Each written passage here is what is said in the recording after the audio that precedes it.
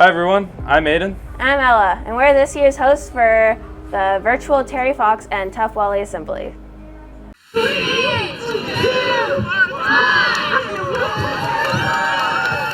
The pandemic has made it a tough year for charity events. In previous Septembers, this has been one of the biggest, the Terry Fox Run. 2020 marks 40 years since his Marathon of Hope. An anniversary edition of his iconic shoes sold out in minutes. The Terry Fox Run still went ahead virtually. Participants were encouraged to raise money for cancer research their way and post their efforts on social media. More than 25,000 fundraisers in all, chalking up nearly $5 million. For decades after his run ended, this country remains fiercely proud of Terry Fox. He defined perseverance and hope for a generation of Canadians. Now he's being honored in a new book. Forever Terry, A Legacy in Letters, is a collection of 40 letters from 40 contributors, reflecting on what he means to us. My name is Marissa Papaconstantino. I'm a first-time Paralympian in track and field for the 100 and 200 meter sprint. My name is Perdita Felician, Olympian, author, broadcaster, and speaker. My name is Daryl Fox, and I'm Terry Fox's younger brother. How long is it going to take you to run across the country? This September, October, I'll get there. I hope to do between 30 and 40 miles in a day.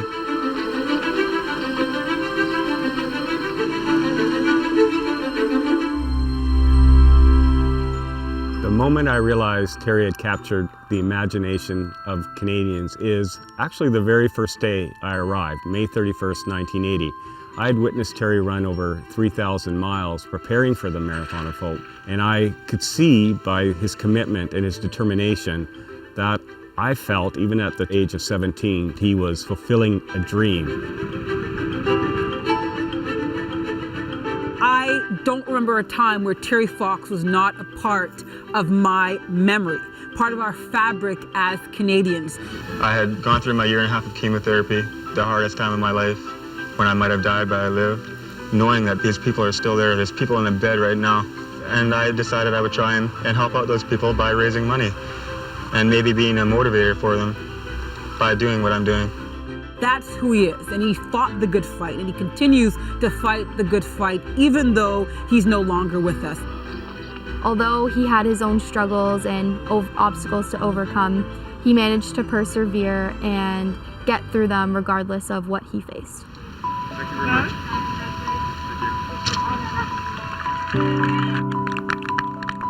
People tell me to quit. I look at it, if you got a heart and a mind and you're happy, then why change what you're doing? I feel connected to Terry because he was the very first individual that I saw that also happened to be an amputee that really demonstrated power and resilience. I feel that losing my leg has not hindered my life. It's helped me. I'm happier than before. I find things more rewarding than before. As a young girl growing up with a disability, that was huge for my confidence. Lane 7 for candidate to Marissa Papaconstantino. And being able to adapt to any situation that came my way. Papaconstantino in third. I always say to people on the street, you could take my other leg away, and I'd probably be even tougher than I am right now with one. He was an athlete, and I think sometimes that's lost in his story. To even start an ambition like the Marathon of Hope and to run a marathon every single day for thousands and thousands of kilometers, you'd have to, have the mind of an athlete. And so I feel connected to him in that way.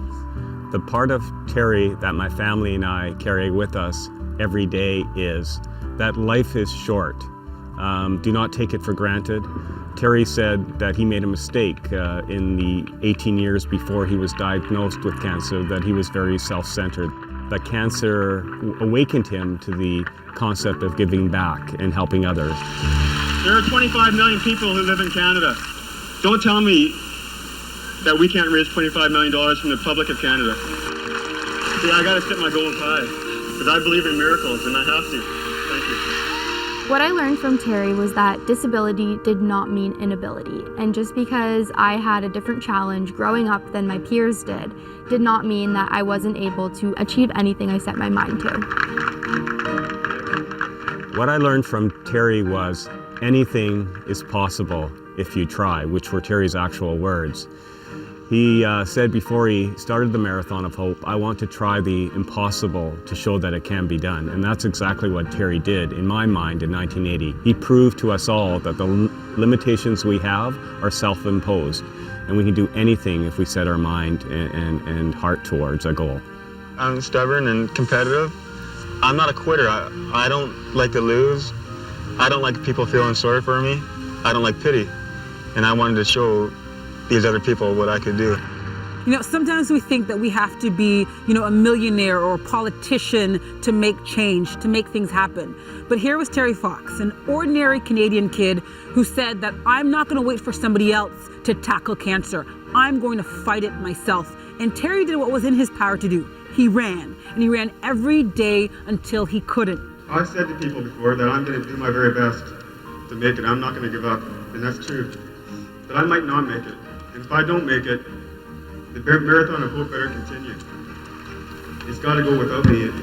I'll do my best, but it's got to keep going without me if I can't make it. And I'd like to think that 39, 40 years later, each of us is going west in Terry's honor and continuing on this Marathon of Hope.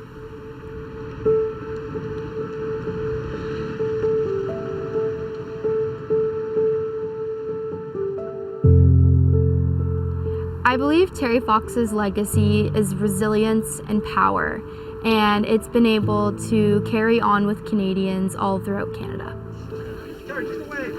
I believe Terry Fox's legacy is that each one of us can make change. We can make a difference. Whatever the causes are, if we start locally, if we start in our own backyards, we might not know where these changes will take us. They might not be as big as the Marathon of Hope, but I don't think that matters. Just pick up something, be passionate about it, and fight for that cause, whatever it is. I believe Terry's legacy is very much alive and very vibrant. I like Terry. It's hard to believe we're now 40 years removed from the Marathon of Hope, but it's as if it was last week that Terry was running, because Canadians, Terry Foxers, from east to west, from north to south, are continuing what he started in 1980, and we will not rest until his dream of eradicating cancer once and for all is eliminated.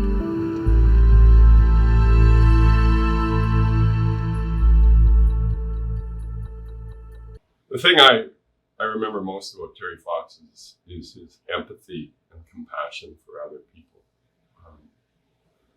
I grew up right around the corner from him, and he was a friend of my brother's, so he would come over sometimes and we'd hang out and play football or whatever. But when he got cancer, and not many people know, but he was in a minor car accident and he injured his leg, and then the injury just didn't improve, and then he went to the doctor, and the doctor said, at 18 years of age, you have cancer, and the only way we can save you is to amputate your leg.